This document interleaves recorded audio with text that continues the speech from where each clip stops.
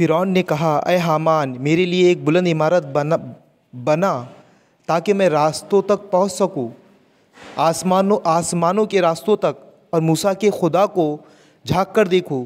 مجھے تو یہ موسیٰ جھوٹا ہی معلوم ہوتا ہے۔ اس طرح فرعون کے لیے اس کی بد عملی خوشنما بنا دی گئی اور وہ راہ راست سے روک دیا گیا۔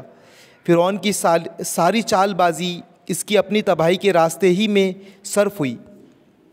وہ شخص جو ایمان لایا تھا بولا اے میری قوم کے لوگو میری بات مانو، میں تمہیں صحیح راستہ بتاتا ہوں۔ اے قوم، یہ دنیا کی زندگی تو چند روزہ ہے، ہمیشہ کے قیام کی جگہ آخرت ہی ہے۔ جو برائی کرے گا اس کو اتنا بدلہ ملے گا جتنی اس نے برائی کی ہوگی، اور جو نیک عمل کرے گا خواہ وہ مرد ہو یا عورت، بشرطے کہ ہو وہ مومن، ایسے سب لوگ جنت میں داخل ہوں گے جہاں ان کو بے حساب رزق دیا جائے گا۔ اے قوم، آخر یہ کیا ماجرا ہے کہ میں تو تم لوگوں کو نجات کی طرف بلاتا ہوں اور تم لوگ مجھے آگ کی طرف دعوت دیتے ہو۔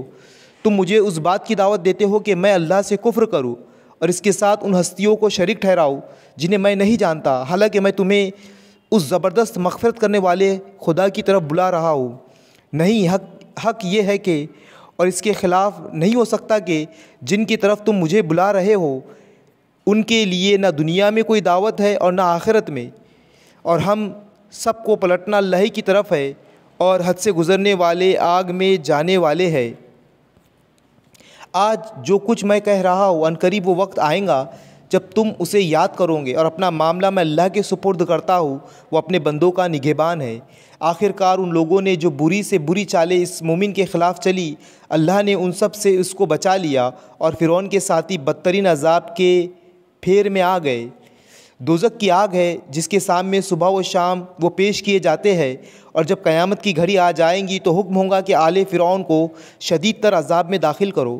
پھر ذرا خیال کرو اس وقت کا جب یہ لوگ دوزخ میں ایک دوسرے سے جھگڑ رہے ہوں گے۔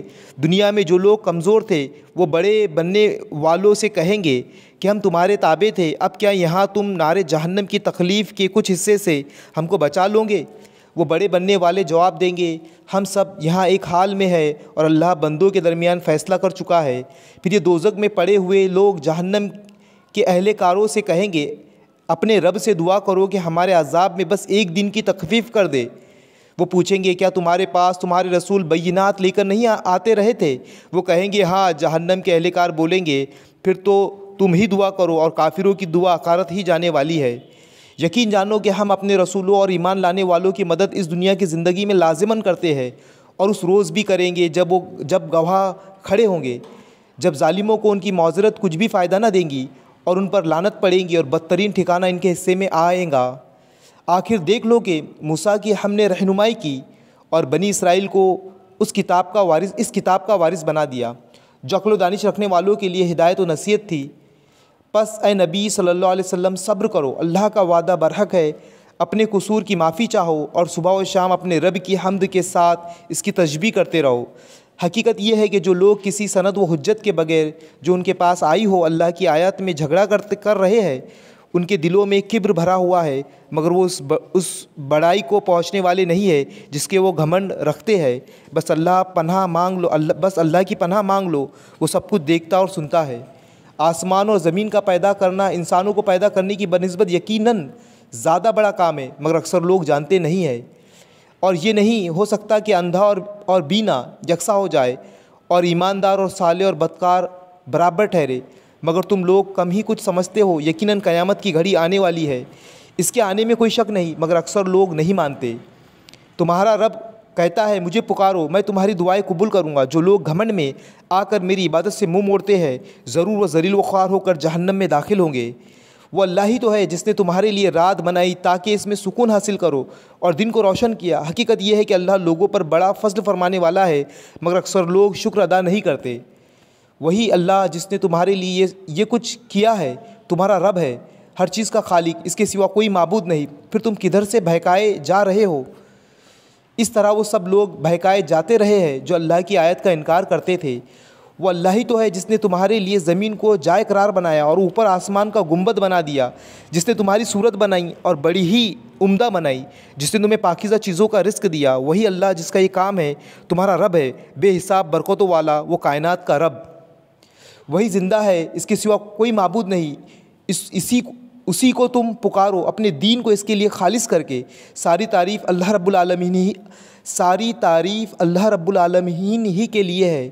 اے نبی صلی اللہ علیہ وسلم، ان لوگوں سے کہہ دو کہ مجھے تو ان ہستیوں کی عبادت سے منع کر دیا گیا ہے جنہیں تم اللہ کو چھوڑ کر پکارتے ہو۔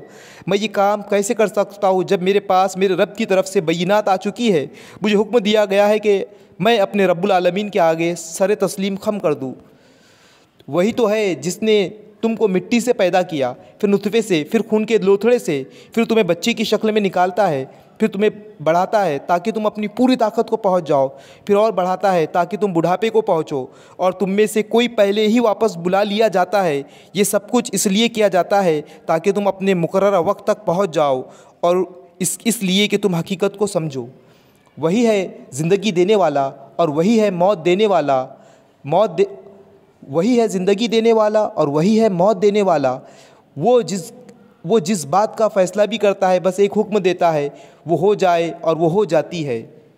تم نے دیکھا ان لوگوں کو جو اللہ کی آیت میں جھگڑا کرتے ہیں، کہاں سے وہ پھرائے جا رہے ہیں۔ یہ وہ لوگ ہیں، یہ لوگ جو اس کتاب کو اور ان کی ساری کتابوں کو جھٹلاتے ہیں جو ہم نے اپنے رسولوں کے ساتھ بھیجی ہے، عنقریب انہیں معلوم ہو جائے گا۔